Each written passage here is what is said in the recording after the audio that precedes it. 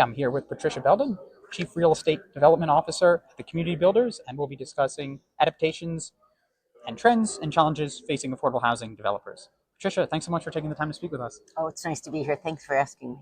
Absolutely. So, to start, what are some of the biggest challenges that affordable housing developers face today, particularly in the current macroeconomic and development environment?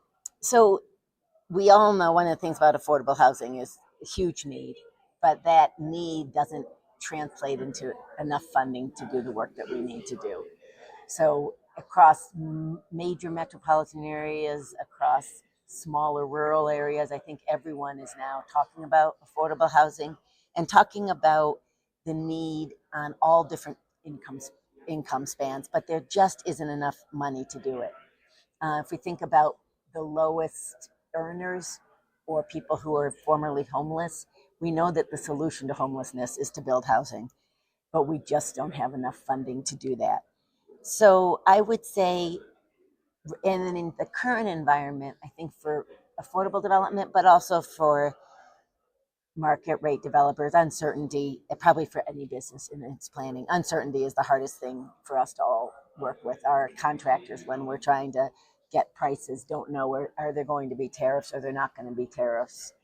On the tax policy, a tax bill change is the major source of our affordable housing, which is the low income housing tax credit program, the biggest piece of our capital stack that comes from the Treasury Department through the low income housing tax credit program. But uncertainty about tax policy also creates more difficulties with people hedging their bets and wanting to commit on the funding side.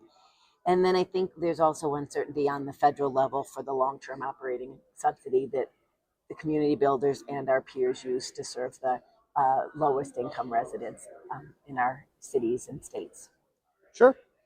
With these challenges in mind, though, however, especially with the difficult financing environment, are you noticing any opportunities that you're seeing in the development space or areas where affordable developers can capitalize on that they may not have previously, and how can they adapt to these and make the most use of these opportunities? So I'll start off with the need is large, which means we are never running out of residents. So that is our market really doesn't change whether the economics in the country go up or go down. We talked about the just need for more housing, and there's a couple of different things that is happening that we see. One is so the housing that TCB does is generally what we call big A affordable housing. It's got public subsidies on the capital side to build it and operating subsidies to help the lower income residents on the operating side. But there's all sorts of other pieces of affordable housing that can happen. We are seeing an expansion of zoning to allow accessory dwelling units and ADUs in many communities. So that's going to help chip away at the shortage of housing. We are also have inclusionary zoning in many of our cities. And so while the market rate is stalled, that inclusionary zoning does produce apartments that aren't reliant on the same federal and state funds that we rely on. The other opportunities we see is partnering with market rate. If somebody may have had a market rate development they wanted to move forward on, and the economics maybe don't work as well for them. So having affordable and market partnering, sometimes it can unlock real estate tax pilot programs or tax abatements. It can unlock financing in some cases.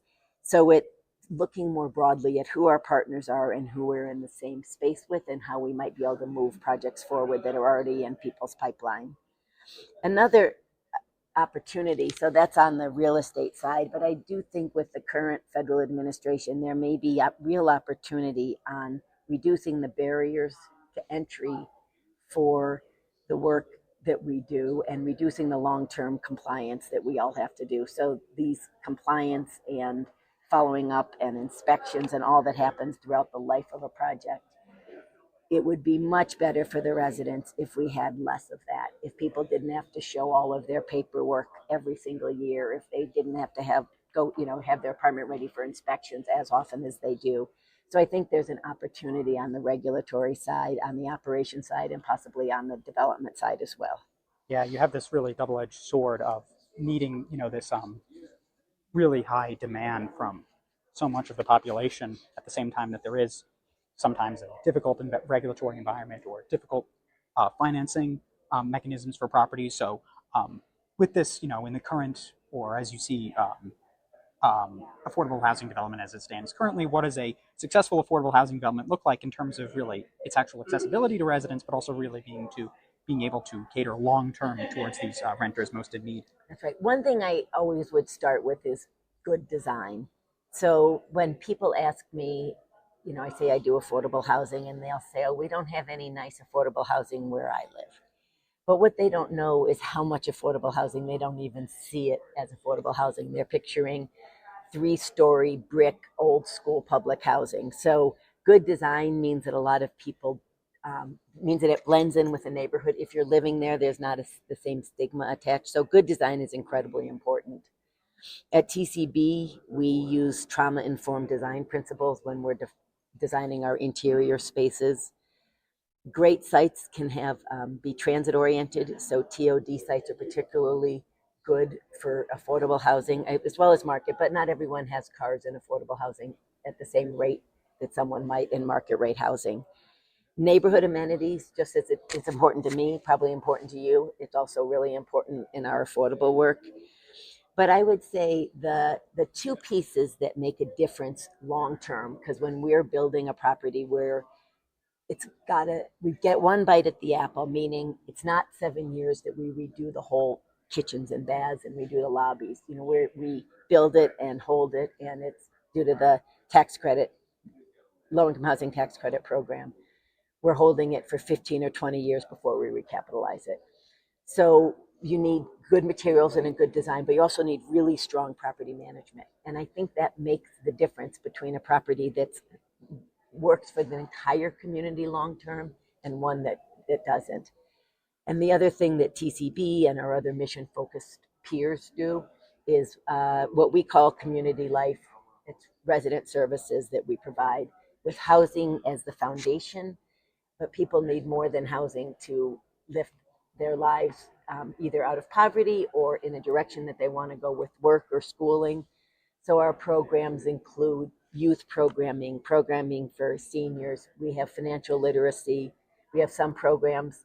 One that I particularly like is the uh, self-sufficiency program, which is where residents join the program, and when their incomes increase, that differential for a Section 8 household goes into a savings account, and they can use it to pay back loans. They could buy a car, they could buy a house. So really investing in the residents has been, I think, important for the long term for affordable housing. It's interesting because we started this discussion talking about the challenges for developers, really, in building affordable housing. But no matter what the challenges are for us right now, the challenges our residents face, particularly in the current environment, the hill they're climbing is far steeper and far more slippery than what we're doing. And so just keeping them at the focus of this is incredibly important. Yeah, at the end of the day, what's equally important to actually getting these projects off the ground is ensuring that they do provide these opportunities and supportive services for renters living there so that they're able to just really improve their situation the best they can. Exactly. That's very much what we believe at Community Builders. Excellent. Patricia, thank you so much for your time and such an insightful discussion. Thank you. A pleasure speaking with you. Bye bye.